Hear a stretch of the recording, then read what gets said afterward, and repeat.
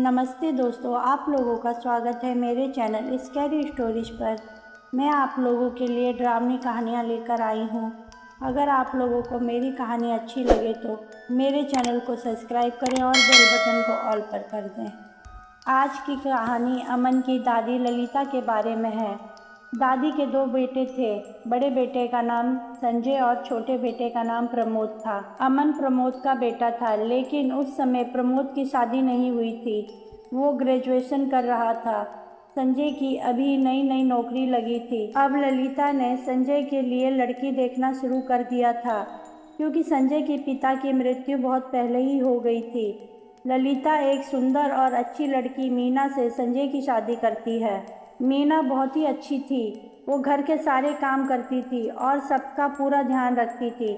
लेकिन शादी के कई साल हो जाते हैं, रीना की कोई संतान नहीं होती है। सब घर में बहुत दुखी थे, क्योंकि उस घर में ललिता की देवरानियां 2 थीं। उन्हें भी कोई संतान नहीं थी, बस ललिता के ही 2 बेटे थे। ये सिलसिला कई सालों से चल रहा था। इस बारे में जब रीना को पता चला तो वो बहुत दुखी हुई और रीना का स्वभाव भी कुछ चिड़चिड़ा सा हो गया।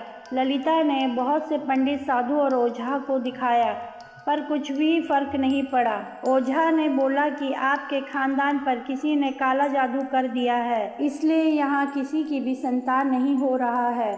तो ललिता काले जादू का तोड़ करने के लिए ओझा से बोलती है। ओझा बोलता है कि अब बहुत देर हो गई है, इस जादू का कोई तोड़ मुझ पर नहीं है। हाँ, अब चमत्कार ही हो सकता है। इस बात से ललिता और घर के सब लोग बहुत दुखी होते हैं। अब प्रमोद की भी नौकरी लग चुकी थी। ललिता प्रमोद के लिए भी लड़की देखनी शुरू करती है, पर जिन्हें ललिता के घर के बारे में पता था वो लोग शादी से मना कर देते थे। बहुत परेशानी के बाद गांव की एक सुंदर सुशील लड़की अंजू से प्रमोद की शादी होती है। अंजू माँ दुर्गा जी की भक्त थी और वो घर में सबका ध्यान देती थी। अभी सब ठीक चल रहा था। मीना बच्चा ना होने के कारण चिड़चिड़ी और ईर्ष्यालु हो गई थी। वो अंजू से भी ज़्यादा बात नहीं करती थी और कुछ बीमार भी रहने लगी थी। घर का सारा काम अंजू पर आ गया था, पर वो खुशी खुशी से घर का सारा काम करती थी। कुछ महीने बाद अंजू अचानक चक्कर खाकर गिर जाती है। घर में सभी लोग बहुत परेशान हो गए। प्रमोद डॉक्टर को लेकर आया। डॉक्टर ने अंजू को देखते ही बोला कि खुशखबरी है। ये बात सुनकर घर में खुशी की लहर दौड़ गई, मानो कोई त्यौहार हो। पर यह सुनकर मीना को बहुत अजीब सा लगा। अब घर में सब लोग ललिता और ललिता की देवरानियां घर का सारा काम करने लगी। अंजू को बोला कि तू सिर्फ आराम कर। अंजू को कोई भी काम होता तो ललिता मीना से कहती कि मीना तुम अंजू का ये काम कर दो। मीना थोड़ा गुस्सा होती, फिर वो काम कर देती थी। एक दिन मीना ने अपनी सास ललिता से बोला कि माँ, अंजू को ये बच्चा हो जाएगा तो उसे बोलना कि दूसरा बच्चा वो मुझे दे देगी। ललिता बोलती है, अच्छा, मैं इस बारे में अंजू से बात करूँगी। अंजू ने एक सुंदर से बेटे को जन्म दिया। घर में सभी लोग बहुत खुश थे। 1.25 महीने बाद अंजू के बेटे का नामकरण हुआ। उसका नाम अमन रखा गया। अमन जब 1 साल का हुआ तो मीना ने अपनी सास ललिता को अंजू से दूसरे बच्चे के लिए कहने को बोला। ललिता ने अंजू से बोला कि अंजू, तुम अपना दूसरा बच्चा मीना को दे देना। अंजू ये बात सुनकर बहुत गुस्सा होती है और बोलती है कि अभी अमन 1 साल का ही है और मीना दीदी को अगर बच्चा ही चाहिए तो वो बच्चा गोद ले ले।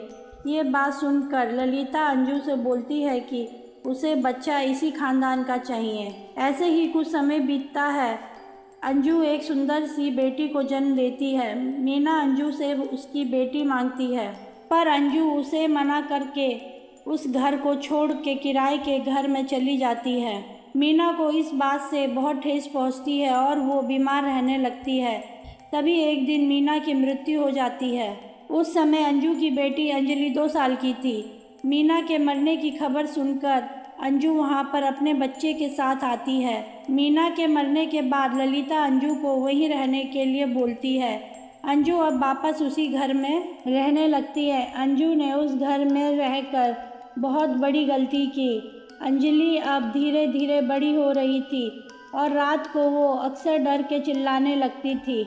ये किस्सा अब रोज होने लगा था। अंजू ने बहुत से डॉक्टर को दिखाया पर कोई फर्क नहीं पड़ा। एक दिन अंजलि कमरे में सो रही थी, तभी वो अचानक से कमरे में से भागकर छत पर चली गई। ललिता ने अंजलि को भागते हुए देखा तो अंजू से बोली कि अंजलि छत पर क्यों भाग कर गई है।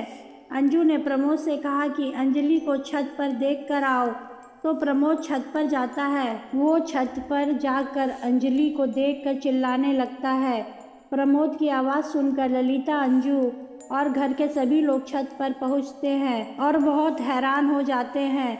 अंजलि हवा में लटकी हुई थी और सबको देखकर बहुत ही भयानक सी हंसी हंसती है। ललिता पूछती है, तू कौन है? बहुत पूछने के बाद अंजलि बोलती है, मैं मीना हूँ और अब मैं अंजलि को भी अपने साथ ले जाऊंगी। सब लोग रोने लगते हैं और मीना के भूत के आगे हाथ जोड़ते हैं, पर वो किसी की एक नहीं सुनती और अंजलि को छत से नीचे गिराने लगती है। अंजू बहुत गिड़गिड़ाती है तो मीना बोलती है कि मेरे मरने के बाद तूने यहाँ पर आकर बहुत बड़ी गलती की है। अंजू मीना के भूत से कहती है, अंजलि को छोड़ दो, मैं ये घर छोड़कर चली जाऊंगी। मीना का पति संजय ये सब देखकर जल्दी से ओझा को बुलाकर लाता है।